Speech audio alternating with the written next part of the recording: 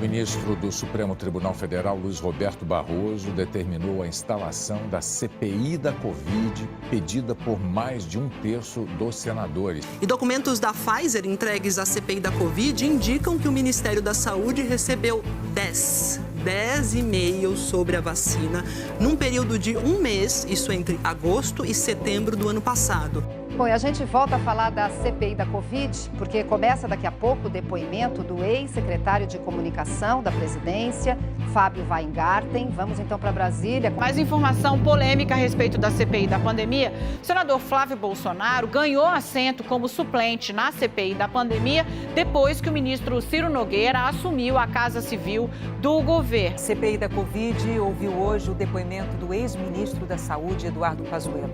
A sessão foi tensa, teve discussões. Pazuello irritou os senadores por tentar blindar o ex-presidente Bolsonaro e foi chamado de mentiroso.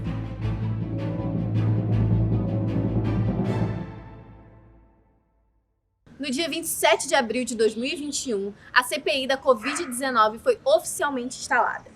O objetivo é investigar as ações e omissões do governo federal no enfrentamento da pandemia de Covid-19. Mas você sabe o que é uma CPI? Sim, você investiga as atitudes dos políticos. É isso? Não sei muito não, assim, não tenho muito conhecimento nessa área não, em relação à CPI não. Já ouvi falar, mas não sei muito bem o que significa, para que serve. A CPI, ela é uma comissão parlamentar de inquérito. Qual é a ideia aqui? A ideia é que o Poder Legislativo, a Câmara dos Deputados, o Senado, o Congresso Nacional, ele exerce duas funções básicas. Uma função de legislar, que é a função de fazer as leis, e uma função de fiscalizar. Fiscalizar o quê? Fiscalizar o governo, fiscalizar o Estado, fiscalizar os órgãos de Estado. E aí, essa função de fiscalizar significa que o Congresso Nacional, a Câmara, o Senado, tem vários poderes de fiscalização. Então, o Congresso pode, por exemplo, começar um processo de impeachment se ele perceber que tem algo errado no Executivo. Ele pode aprovar ou não aprovar um orçamento, se ele achar que o orçamento está errado. Ele pode olhar as contas do presidente da República para ver se tudo foi aplicado certinho, como foi aprovado ao longo dos anos. E ele pode, entre outras coisas, instaurar comissões de inquérito, que são essas comissões que existem para apurar determinados fatos. Então, a ideia de uma comissão parlamentar de inquérito é que ela é um instrumento pelo qual a Câmara dos Deputados e o Senado podem apurar determinados fatos que digam respeito ao interesse público. E o interessante dela é que ela é um instrumento de minoria. Como assim? Basta 1/3 dos membros da Câmara ou do Senado ou do Congresso para instalar uma comissão parlamentar de inquérito. Então você não precisa ter a maioria. Mesmo uma minoria política consegue dar início a uma investigação sobre o governo, sobre deputados, ou sobre o que quer que seja que tenha interesse público. Mas por que essa CPI é particularmente importante e tem tanta repercussão? Segundo dados do Datafolha, 82% da população foi a favor da abertura da CPI. E o nível de audiência do canal do Senado no YouTube só fica atrás da sessão do impeachment da presidente Dilma Rousseff. Para o jornalista George Marx, isso torna a política mais didática. A gente vê que tem alguns senadores que se destacam na sua apresentação. E muitos deles têm um didatismo para explicar, às vezes, questões que são muito complexas para as pessoas que não acompanham a política. Então, nesse processo de massificação, quando a gente entende, por exemplo, que a CPI está bombando, é o novo BBB, isso tem uma caracterização implícita, uma característica de que está sendo acompanhado pela massa. E isso é um ponto positivo, porque as pessoas acompanhando aqueles depoimentos, e o bom e interessante dos brasileiros acompanharem é porque ali é uma comissão composta por diversas pessoas, diversos senadores de diferentes partidos. Não é uma reunião de um partido político, é uma reunião de um colegiado de senadores onde eles estão debatendo suas visões. E para o eleitor, que às vezes, para o cidadão que não está acostumado de acompanhar um debate político, é importante que ele escute diversas vozes. A gente que trabalha na comunicação sabe que o vídeo ele tem um impacto muito grande. Então, o relato de diversos depoentes, eu acho que eles acabam formando a história, digamos que talvez a narrativa muito clara. Porque uma coisa é a gente pensar, nossa, esse governo não está fazendo nada. Uma outra coisa é chegar o representante da Pfizer, da América do Sul, e dizer, olha, a gente enviou 60 e-mails e não recebemos uma resposta. Aqui, o primeiro e-mail foi enviado em setembro, a primeira resposta a gente recebeu em novembro, e o primeiro contrato foi assinado em março.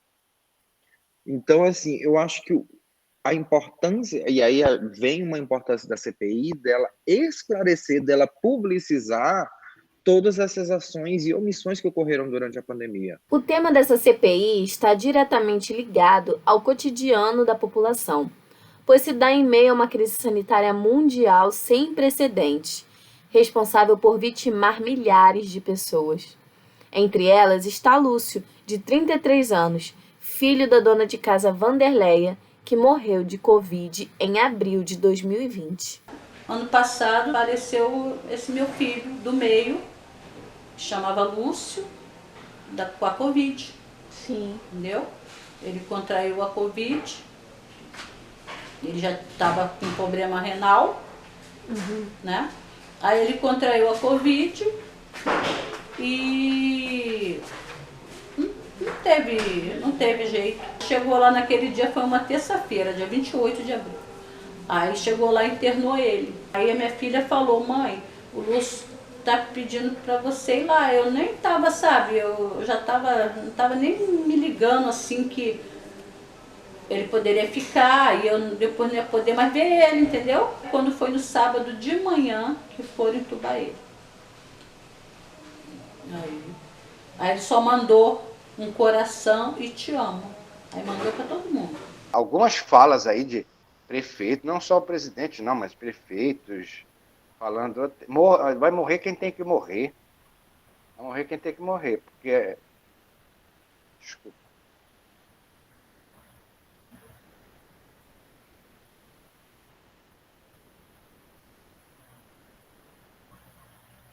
O nome disso é genocídio. O nome disso é genocídio. É uma morte seletiva. As pessoas, já que para morrer, que morram os velhos, que morram os doentes, que morra quem não se alimenta de obesos, todo o lixo, né, que eles consideram lixo da sociedade brasileira que morre. Então, claro que essas coisas não se falam claramente.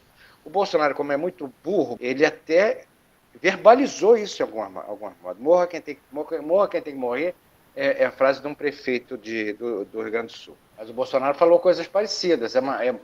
Eu sou... Olha aqui, como é primário essa figura. Eu sou... Tenho histórico de atleta. Eu.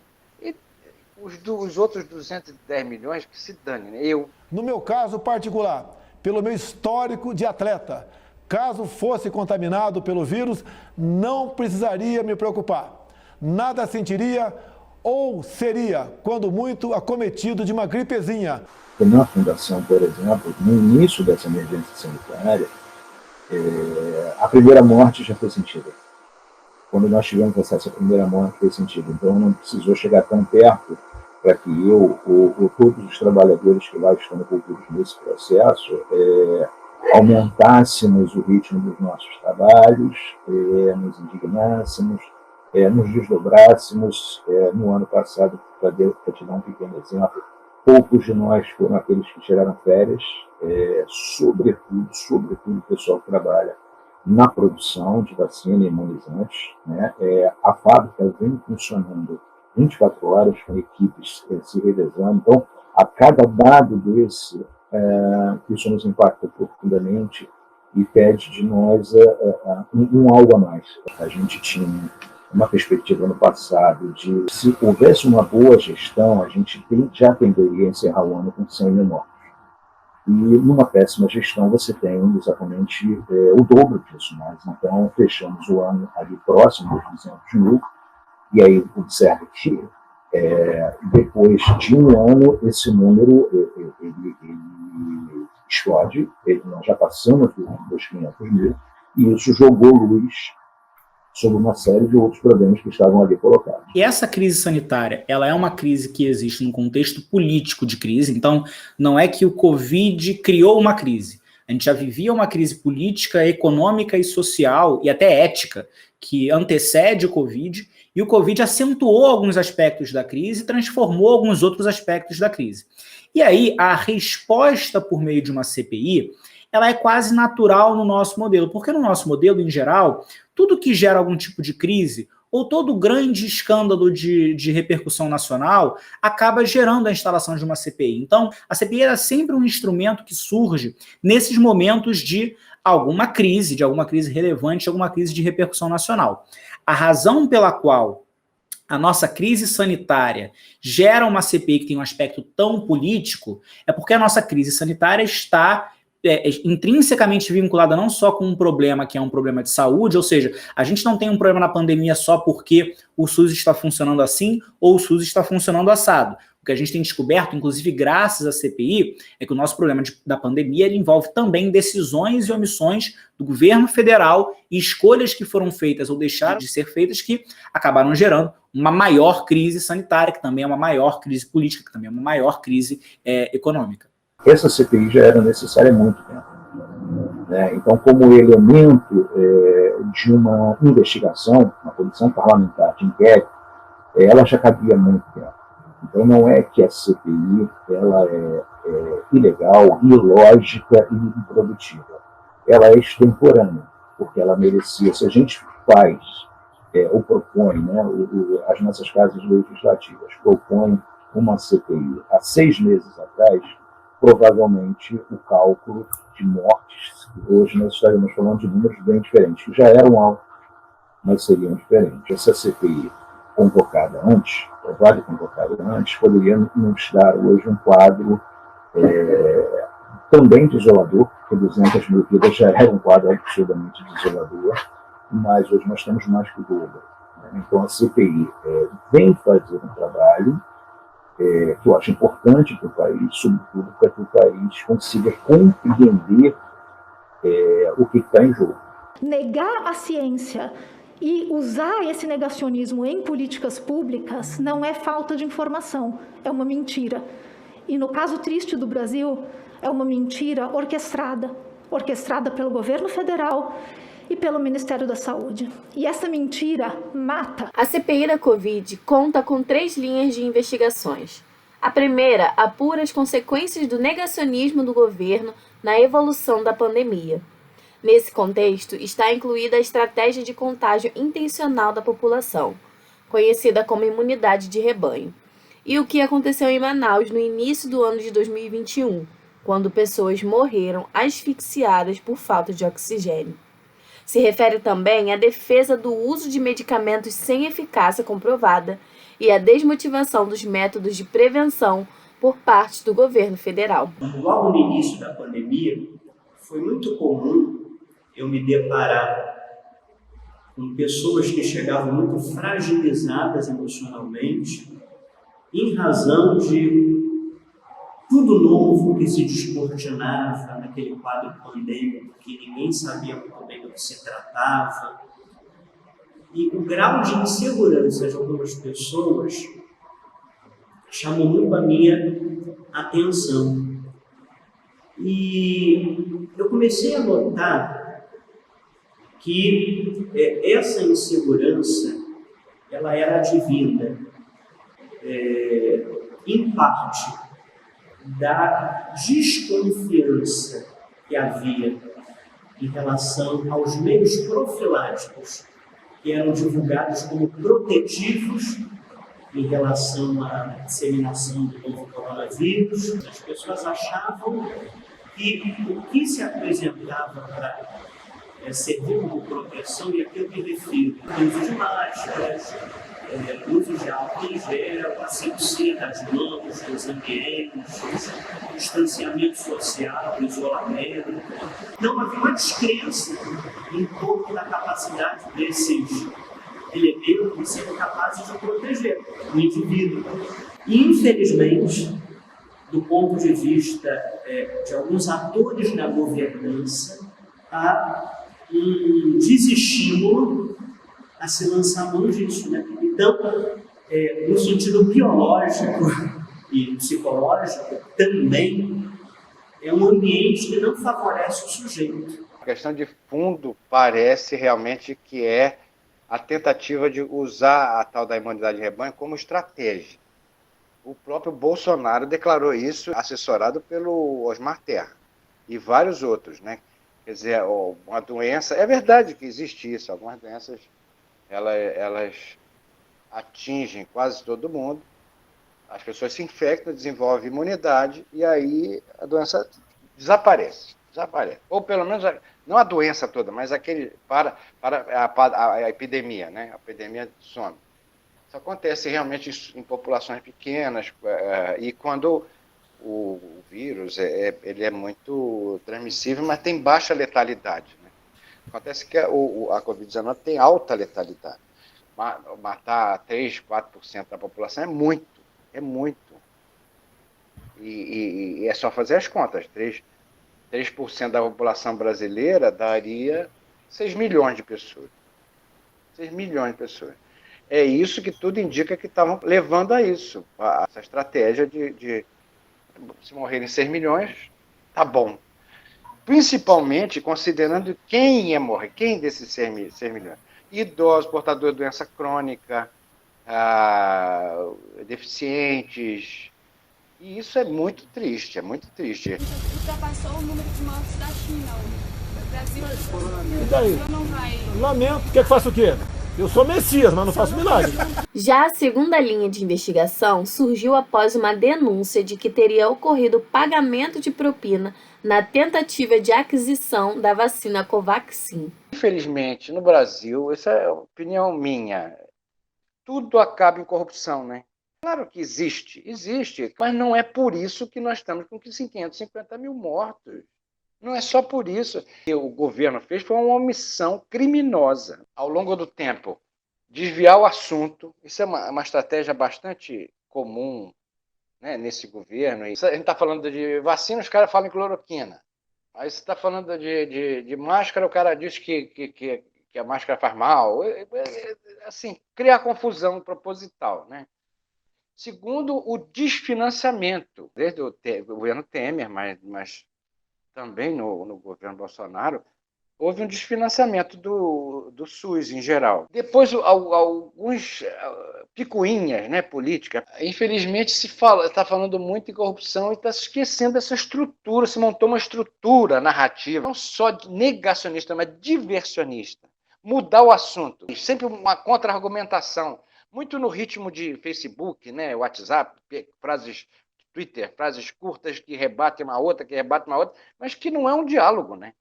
Não é um diálogo. Eu acho que, pronto, a CPI estabeleceu um diálogo. Muitas das revelações, Juliana, que estão sendo feitas na CPI, elas são revelações que têm repercussão criminal. Ou seja, vários dos fatos que nós descobrimos a partir da investigação da CPI, ou que a CPI colocou no campo do debate político e público, eles podem ser, em tese, crimes. Então, alguém tentou negociar a vacina, não tinha nem poderes para isso. Pode ser um crime de estelionato, eventualmente. Alguém comprou, alguém conseguiu, de alguma forma, uma audiência com o presidente, essa pessoa conseguiu uma audiência super fácil com o presidente, eu posso ter algum tráfico de influência, um crime de tráfico de influência. O presidente deixou de fazer isso porque um determinado deputado pode ser uma corrupção, pode ser uma prevaricação. Então, alguns atos revelados pela CPI, eles podem ser caracterizados como crimes comuns do ponto de vista jurídico, previsto lá no Código Penal ou em leis criminais que criminalizam determinadas condutas. Outras condutas reveladas na CPI, elas podem ser pensadas como crimes, mas não aqueles crimes comuns, o roubo, a corrupção, a prevaricação. Crimes de responsabilidade, que são crimes que permitem, eventualmente, o afastamento, o impedimento, o impeachment do presidente da República. Então, a CPI ela tem essa importância, porque ela revela fatos que as CPIs em geral, e essa CPI em específico tem essa importância, porque ela revela fatos que são importantes de saber. Então houve um atraso aqui, houve um atraso ali, quer dizer, fatos que de repente não são crimes, mas que podem gerar uma resposta política da população em relação ao governo, e ela também tem essa importância de mostrar fatos que podem ser crimes. Não significa que ela vai poder processar ou prender alguém por esses fatos, mas esses fatos sendo conhecidos, eles podem eventualmente ser levados ao Poder Judiciário pelo Ministério Público ou para quem for de direito, para que essa pessoa busque de fato a prisão ou a aplicação de qualquer tipo de pena em relação àquelas pessoas que praticaram aquelas condutas reveladas no curso da Comissão Parlamentar de Inquérito. E, por fim, a terceira linha investiga a produção de fake news sobre a Covid-19. A cloroquina, isso já se sabia antes dessa pandemia. A cloroquina tem efeitos colaterais perigosos, principalmente com doses muito altas, principalmente com pessoas com deficiência imunológica, em grávidas. Assim, criminoso, porque pode matar as pessoas. A cloroquina serviu como álibi para algumas pessoas relaxarem com máscara, aglomeração. Ah, mas eu estou tomando cloroquina, posso. Então, isso perdurou até quase o final do ano. Isso, imagina a quantidade de gente que deixou de usar máscara, deixou de tomar alguns cuidados de isolamento, de distância, porque achava que a cloroquina funcionava, né? Isso pode ter resultado milhares de mortes também. Algo que é importante ser lembrado é que o Brasil sempre foi uma referência mundial em imunização. Foi justamente o compromisso histórico com a vacinação em massa que colocou o país em destaque. Graças a essa prática, conseguimos erradicar doenças fatais, como a poliomielite e o sarampo. Mas a pandemia veio escancarar uma dificuldade que já existia em relação às vacinas há alguns anos. Desde 2014, há uma queda na cobertura vacinal, e isso se deve não apenas aos movimentos anti-vacina, como também à crise política e econômica e à disseminação de informações distorcidas veiculadas rapidamente pela internet. É engraçado esse personagem anti-vacina, porque ele é metido a culto, metido a intelectual, né? Ele sabe de uma coisa que ninguém sabe.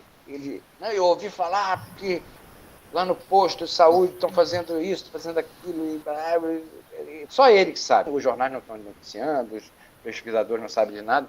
Quem sabe são eles, a tal das teorias conspiratórias. Você virar um jacaré, é problema de você, pô. Não vou falar outro bicho que ele pensar que falar besteira aqui, né? A CPI também, de alguma maneira, deu voz aos chamados cientistas, né?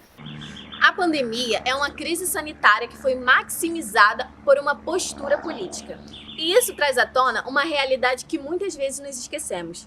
Decisões políticas têm impacto sobre a nossa vida cotidiana, bem mais do que nos damos conta. Particularmente no Brasil, as decisões políticas tendem a ser explicitamente desfavoráveis para aquelas situações em que as pessoas se encontram em estado de vulnerabilidade.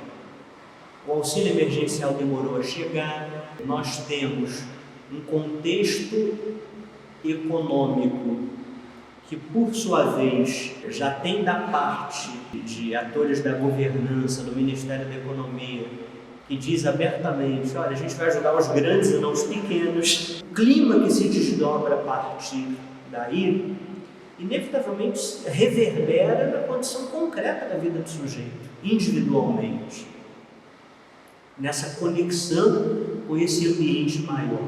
Esse clima de insegurança é ansiogênico, ele deprime também. Se a gente pensar no caos da saúde, hoje estima-se que as consequências em termos de problemas psíquicos que a pandemia vai gerar, essas consequências tendem a ser maior do que diretamente a patologia já está gerando, né? É imprevisível que, do ponto de vista psicológico, ainda vamos encarar no que tange aos problemas. Então, é nessa situação que a gente se encontra. Muitas das condutas que ocorreram nessa pandemia, e a gente consegue enumerar por diversos casos aqui, elas foram decisões políticas conscientes. O povo diz, Bolsonaro é doido, não sei o quê. Não. Essa questão, às vezes, até do senso comum da gente aplicar um suposto distúrbio mental como tentando apaziguar a pessoa ali das suas responsabilidades. Na minha avaliação, houve, em muitos casos, decisões políticas que tinham um objetivo muito claro, descentralizar todo o processo de coordenação da condução da pandemia, porque uma característica, uma espinha dorsal que eu acho que caracteriza o gerenciamento da pandemia no Brasil, na pandemia de Covid, é porque não houve uma centralização por parte do Ministério da Saúde em relação à coordenação de todos os estados, que por sua vez estava sendo sabotado suas ações pelo próprio presidente Jair Bolsonaro. Era preciso colocar em curso medidas que já estavam à disposição já em maio de 2020, e digo, ainda no início da pandemia no Brasil, medidas que salvariam vidas.